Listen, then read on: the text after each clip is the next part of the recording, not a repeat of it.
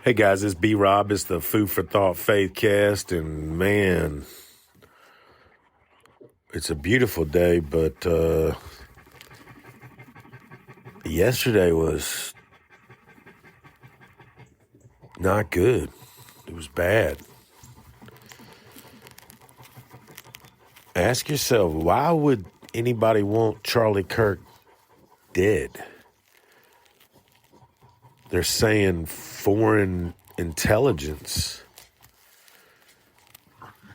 And don't think they don't have it all. I mean, Space Force, NSA, they're tracking everybody. So I just want you to ask yourself, who would benefit from him being dead? And look what he's been saying lately. I'm going to play some clips for you today and try to explain them as best I can. But I love you guys, and man, I pray for everybody in this country. I pray for the whole world, actually. Keep your eyes focused on heavenly things. Keep your eyes focused on things above. Remember what we've been talking about. Are you a Christian by any chance? Very, very much so. Like, why is that exactly? Oh, Jesus saved my life. I'm a sinner, gave my life to Christ, most important decision I ever made. So you believe the Bible is real? Yes, I believe the Bible is true and real. Yeah. Why is that? Well, I could give you the technical answer. There's never been an archaeological discovery that has contradicted the truth of the Bible. And then, of course, the wisdom. There is not a truth of the Bible that if you apply to your life does not improve dramatically. And then finally, we have the most accurate and transparent, historically robust account that one can have of the most important figure ever to live in the history of the world, Jesus of Nazareth. And the resurrection is the pinpoint of my belief that Jesus did rise from the grave so that we may live. What makes Christian mythology real? So that's not mythology, but that is theology. If Genesis 1:1 and the resurrection is true, anything in the Bible is possible. You're looking at the greatest miracle. The greatest miracle is creation. And then the fact that Jesus rose from the dead. And I say, how do you know that Jesus rose from the dead? Well, show me another historical piece of a story where so many people willingly died a brutal death for a lie. Every single person around him had everything to lose, and yet they went to the absolute death, from Paul to Peter to the half-brother of James, saying that Jesus is Lord, Jesus rose from the dead. Not to mention, if you were going to fake a story, you would not use female witnesses in the ancient world. In the scriptures, it said that the women were the first one to see Jesus Christ. If you're trying to fake a story, you would never do that. Not to mention the 500 people that saw Jesus after he rose from the dead, and then the later church that lived under persecution under the belief that Jesus Christ was the Son of God.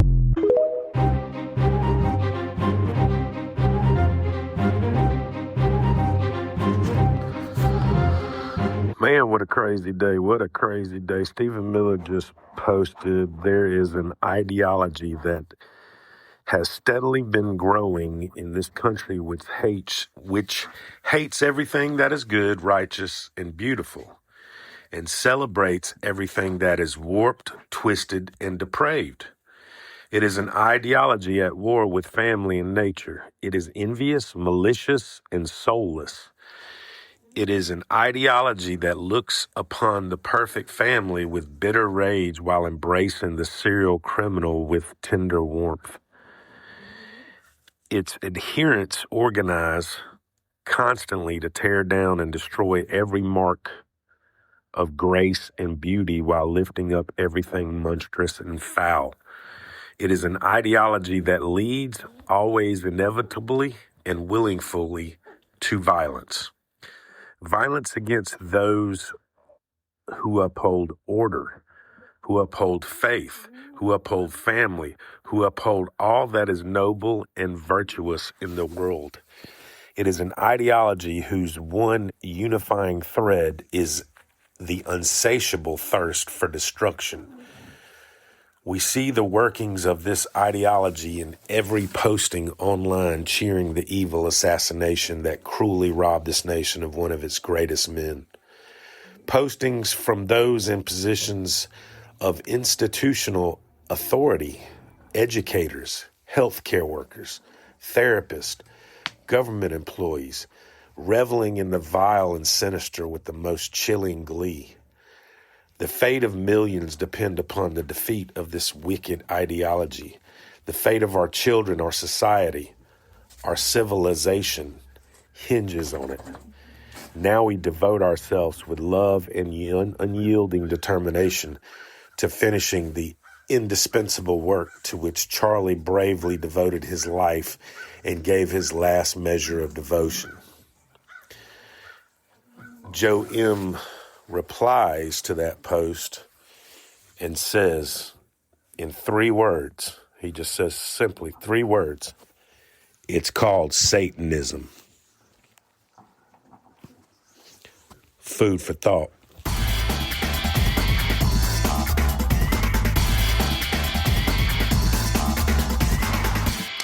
This is a dark day for our state. It's a tragic day for our nation.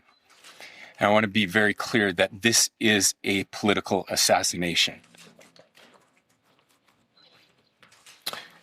We are celebrating 250 years of the founding of this great nation. That founding document, the Declaration of Independence, that this great experiment on which we embarked together 250 years ago, that we are endowed by our Creator with certain unalienable rights. The first one of those is life. And today, a life was taken. Charlie Kirk was first and foremost a husband and a dad to 2 young children.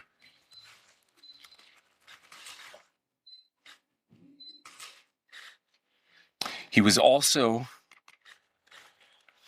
very much politically involved, and that's why he was here on campus. Charlie believed in the power of free speech and debate to shape ideas and to persuade people. Historically, our university campuses in this nation and here in the state of Utah have been the place where truth and ideas are formulated and debated. And that's what he does. He comes on college campuses and he debates. That is foundational to the formation of our country, to our most basic constitutional rights. And when someone takes the life of a person because of their ideas or their ideals, then that very constitutional foundation is threatened. Now, we have a person of interest in custody. The investigation is ongoing. But I want to make it crystal clear right now to whoever did this, we will find you. We will try you. And we will hold you accountable to the furthest extent of the law. And I just want to remind people that we still have the death penalty here in the state of Utah.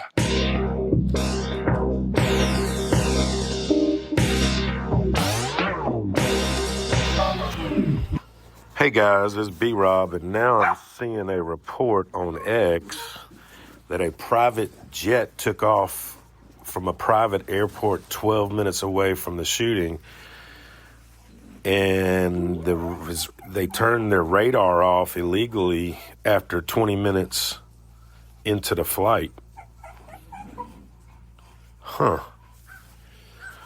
I'll have to keep up with this and see what's going on, but there's a lot of crazy things popping up, so I'll just tell you as I go. Love you guys. B-Rob, food for thought. And we all lost, no matter what side of the political aisle you're on today, we lost something important in America today. But the case goes on. The investigation goes on. There's a lot of piecing of evidence together. We don't have a shooter tonight. We have a couple leads, a couple people that were released that probably aren't the shooter. There's a couple hot leads. There's a little bit of foreign intelligence. And I think over the next couple of days, we will learn a lot more. And hopefully we will bring to justice the evil person who did what they did to Charlie today. Yeah, I hope so. I am hearing that they do have a couple of people of interest. That's the latest I heard from That's correct. law enforcement. You're hearing the same thing. Yeah. All right, let's go through some interesting memes I found yesterday on X, or screenshots. Let's see. Shadow of Ezra posted a picture of John Solomon, and he posted the Israel flag and Ukrainian flag. And it says the FBI now says several hot leads in the attack on Charlie Kirk point straight to foreign intelligence. The question is, who stood to gain from Charlie Kirk being taken out? And who had he just started calling out in the days before his death? Interesting, huh? Another thing that's very, very interesting to me is that a buddy of mine sent me some pictures. Let me find them. Hold on just a second. They are...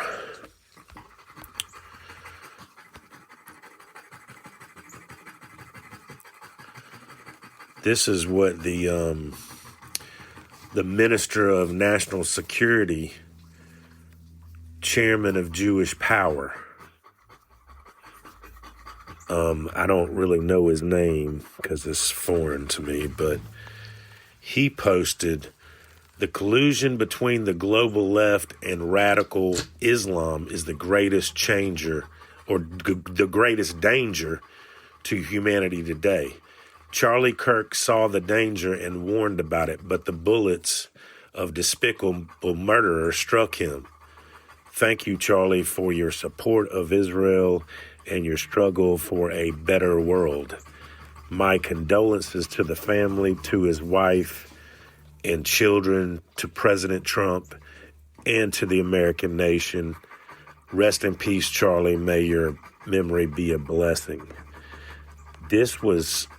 He tweeted this right after the shooting. I mean, isn't that the same thing they did when the towers fell in 9/11? They just blamed the people they hated, and then we went to war with those people. And we've kind of been at war ever since. Terrorist war, right? That's a lot of food for thought to be chewing on. It really is. I mean, this has a stench to it that I don't know. And when that happened yesterday, it just felt like the world changed. I saw my son. His soul was shaking. When I saw the video, my soul was shaking. God help us. Man, I pray for this country. I pray for everybody in it. I pray for everything that we're being shown. Whew, it's in Jesus' holy, heavenly name. Amen. Food for thought, guys. Food for thought.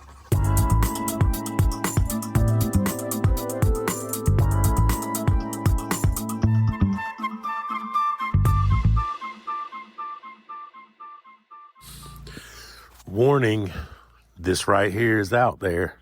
Makes you think real deep. If you don't know anything about gematria, you might want to look it up. Want to learn anything about the elites, you got to learn their comms. Numbers to letters. Food for thought. Hope you enjoy. Patriot Princess. I think Charlie Kirk's death is fake. I think President Trump and Phil were trying to tell us beforehand. Phil posted "All Eyes on Me" earlier today. Godleweski 105, Charlie Kirk 105, sudden death 105. Then look at his next post. Look at all the capital letters. TTP 56, Charlie 56. Then go back to Phil's post on September 6th. He posted an earpiece emoji 5 times. Earpiece in gematria 5 times is 310. You can die if you are never born, 310. Charlie Sheen was just on Jesse Waters, and he said that very same thing in his interview. He said, apparently you can die if you were never born. In Charlie Sheen's book, he says that he was born dead. And look closely at that interview. Charlie Sheen talks about playing basketball with Michael Jordan. Phil posted about Michael Jordan. And in the interview, the camera is zoomed in on Charlie Sheen's face. He turns sideways and touches his earpiece, making sure that everyone is looking at his earpiece.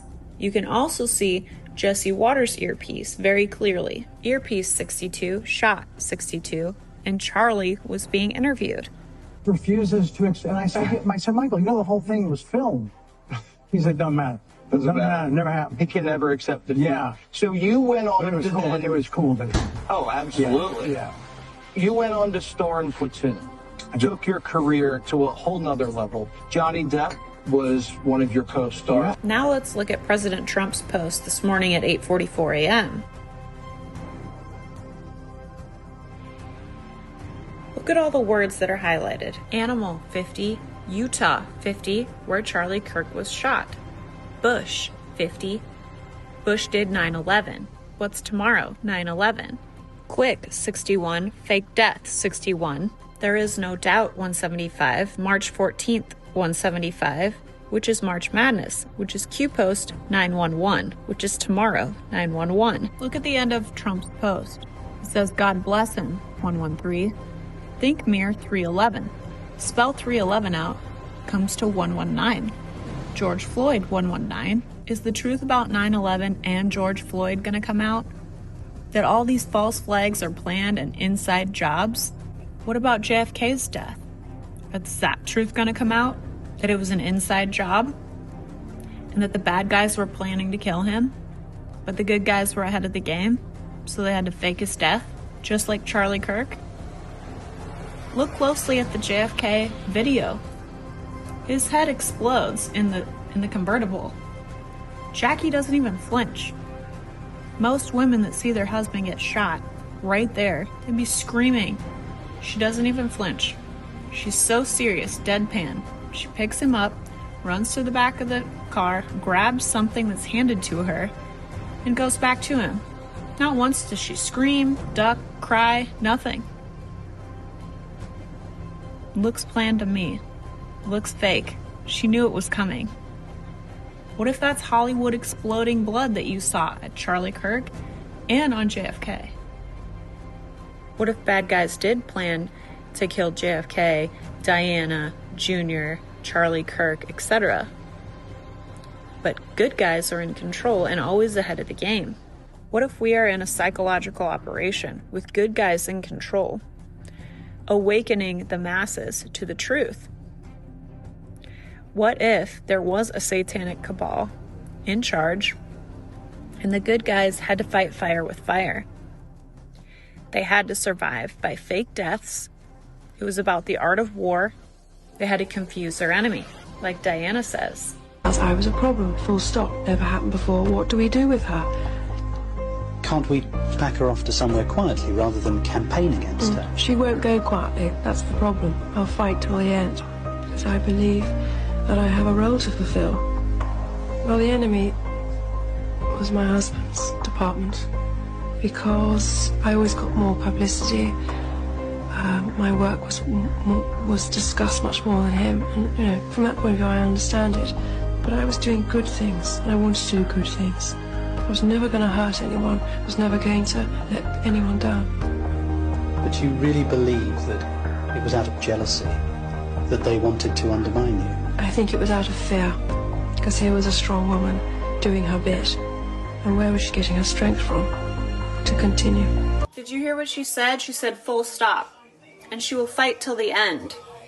And she believes she has a role to play. Fight to the end? I thought she was just getting a divorce. What is she fighting for?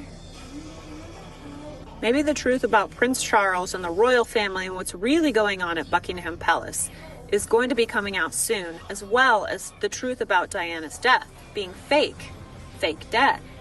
I'm not saying I'm correct on all this, I'm just getting people thinking, and I see the comms. QPost 504, learn our comms. And I feel like President Trump, Phil, Fox News, and Jesse Waters were trying to tell us before this happened.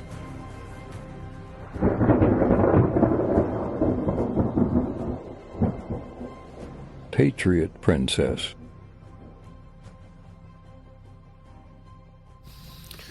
Well, here's another little interesting tidbit.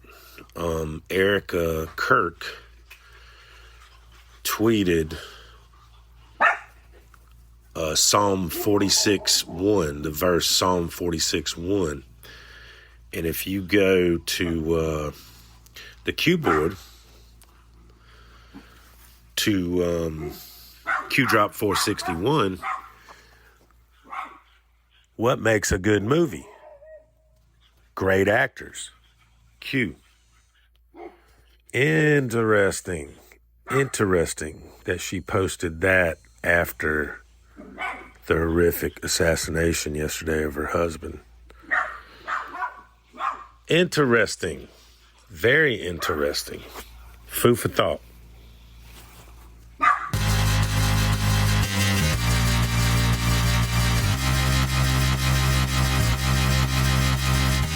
Something else I found interesting, a couple of days ago, I noticed Charlie Kirk calling out Pastor Stephen Furtick, who is a multi-million-dollar pastor from a multi-million-dollar megachurch called Elevation in Charlotte, North Carolina. So I went back to Charlie Kirk's X page to see if I was crazy, and sure enough, 2 days ago, he said, hey, he tagged Stephen Furtick, you are the biggest pastor in Charlotte, North Carolina with tens of millions of social media followers. Why haven't you spoke out against the murder of Irana Zarutska? You posted to millions of your followers about George Floyd, yet you won't mention Irana. Why? Well, that's kind of interesting, huh? Another thing I noticed, he's been calling out Israel a lot lately. I don't know if the timing is just coincidental, but I don't believe in coincidences. And just so you know, I'm not suicidal either, but I just noticed things that mathematically line up, and I noticed that for weeks before. And here's a couple clips just to prove what I was saying. And Jewish donors, they have a lot of explaining to do, a lot of decoupling to do, because Jewish donors have been the number one funding mechanism of radical, open border, neoliberal, quasi-Marxist policies, cultural institutions, and nonprofits. This is a beast created by secular Jews. She's trying to get out the visual and the idea of assassinating Donald Trump. This is where this is headed. I hope everyone understands. Whether it be Julius Caesar, Abraham Lincoln, John F. Kennedy, Malcolm X, Martin Luther King Jr., Bobby Kennedy, assassinations of major political leaders are nothing new. And yet we've kind of been immune to that for a couple of decades. We have been warning about this for months. Now, the very interesting question is, will they try to kill Joe Biden or Donald Trump? That's the interesting question. Which one right now is a bigger threat to them? And that I'll let the audience kind of ruminate on that question. But we've been warning about this for quite some months. This is why the next man up philosophy is so important, and why we wanted to do the show with you, Steve, as a show of force, is that you take one out, 100 more appear. You take one out, 1,000 more appear. You take one out, 10,000 more appear. You take one out, we give more money. You take one out, we register more voters. You take one out, is that it only actually makes us stronger. You see, there are three different ways to analyze political movements or to categorize them. There are the fragile, the durable, and the anti-fragile. This is from Nassim Taleb, which is a phenomenal book. The fragile. The fragile is the Mitt Romney Republican Party. That is the Paul Ryan Republican Party. You say one bad word about them, they collapse, they bend a knee, they surrender, and they're relentlessly apologizing and they're spineless. Then there is the durable. The durable is the best of the conservative movement prior to Donald Trump. That would be the conservative movement that always held on and they put up a good fight, had some fortitude, but didn't quite have enough to be able to endure the grind or the slog of the activist regime media. And then there is the anti-fragile. I encourage everyone to read the book Anti-Fragile. In the book Anti-Fragile, Nassim Taleb argues that there are unique people, organizations, movements, restaurants, companies that actually get stronger the more pressure and opposition that is applied upon them. And when you find an anti-fragile movement, that their life force is actually what ends up being opposition. That is Donald Trump. Has anyone noticed that Donald Trump looks younger, stronger, more full of life and vitality after the indictments than before the indictments? It gives him purpose, reason of being. It gives him a telos, as the Greekers would say, or a teleological purpose for existence. This movement that we are part of right now, that historians will write about for the next 1,000 years. Let me say that again. This movement that you are part of will be written about for the next millennia. People do not remember the many movements from 400 or 500 years ago. Maybe a little bit here, English Revolution, whatever. This movement will be written about for 1,000 years.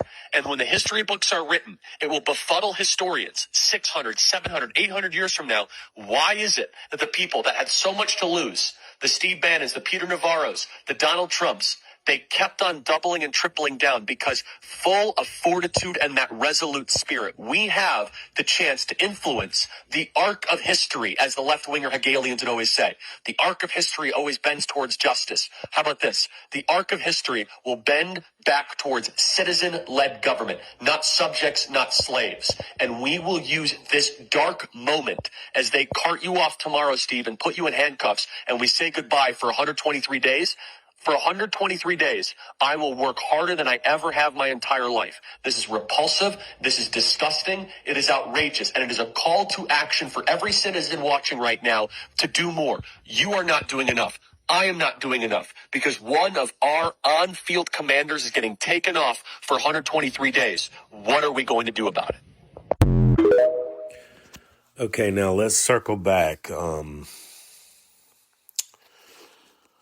This was just posted by Vincent Kennedy on X about 20 minutes ago. Charlie is dead. He didn't fake it. It's not central casting. It's not AI. This event is festering on all campuses nationwide right now. His face and videos will be etched into memories and history. If he was alive, there is no place he could hide. Would you hide forever without your kids and your wife? We all need to accept this was a sacrifice. By tomorrow, the narrative will become clear. Israel will exploit this event to try to garner American support for war with Iran, just like they did with Iraq after 9/11. Whew. Now, that's some food for thought. Remember I told you about the other two posts that my buddy sent me about the security minister of Israel? Man, this food for thought getting good. I mean, none of it's good, but it's starting to come together. Also, if you go to the Q boards to post 916, it says, we are saving Israel for last. Very specific reason not mentioned at a single time. Q. Saving Israel for last is highlighted in yellow. That was on March 10th, 2018. That's post number 916. Food for thought, babe. Food for thought, guys. Food for thought. Q also said the ending won't be for everybody. Buckle up, buttercups.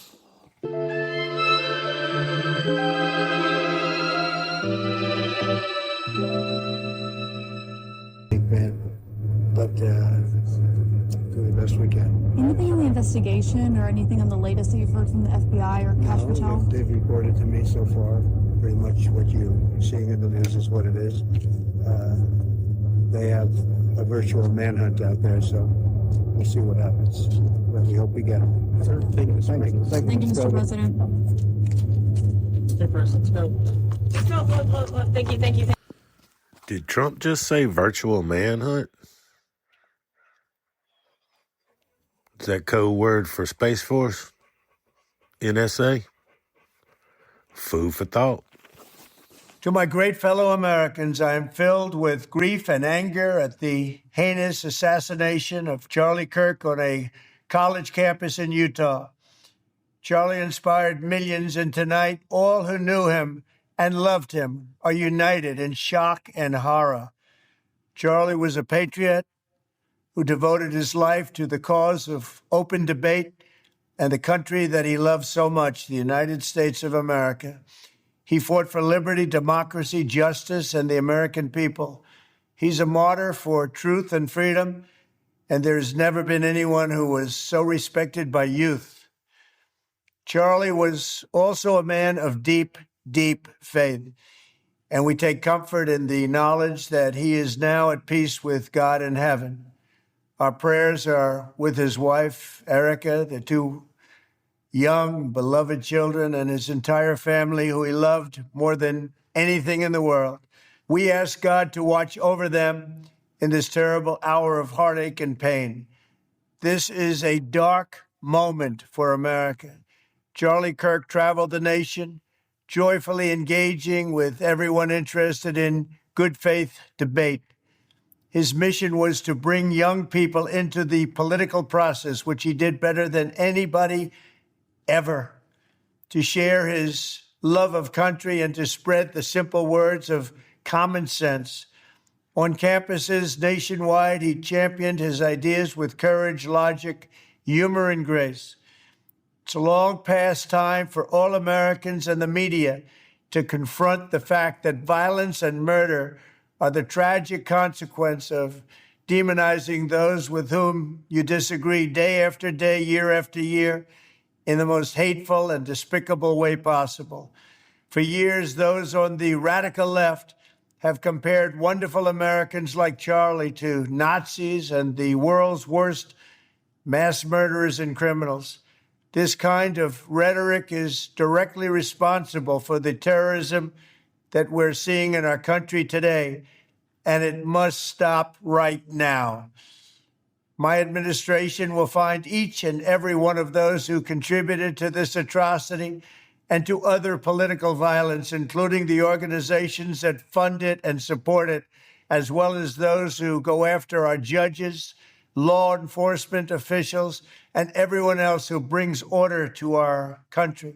From the attack on my life in Butler, Pennsylvania last year, which killed a husband and father, to the attacks on ICE agents, to the vicious murder of a healthcare executive in the streets of New York, to the shooting of House Majority Leader Steve Scalise and 3 others, radical left political violence has hurt too many innocent people and taken too many lives.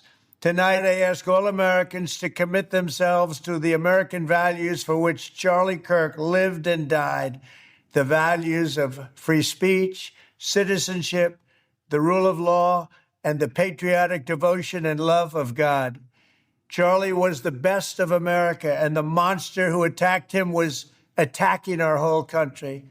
An assassin tried to silence him with a bullet, but he failed, because together we will ensure that his voice, his message, and his legacy will live on for countless generations to come. Today, because of this heinous act, Charlie's voice has become bigger and grander than ever before, and it's not even close. May God bless his memory, may God watch over his family, and may God bless the United States of America. Thank you.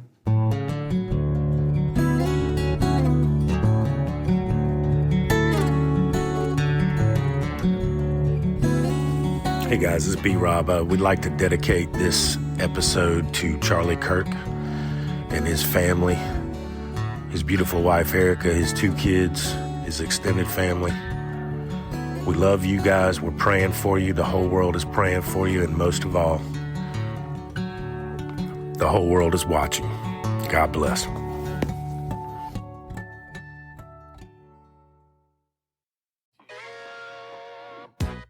Hey guys, it's B-Rob. We thank you for tuning in to today's episode of the Food for Thought Faithcast. The Food for Thought Faithcast is brought to you by B-Rob for Christ Ministries. If you'd like us to pray for you, click the link below. If you'd like to donate, click the link below. We love you. God bless. And have a blessed day.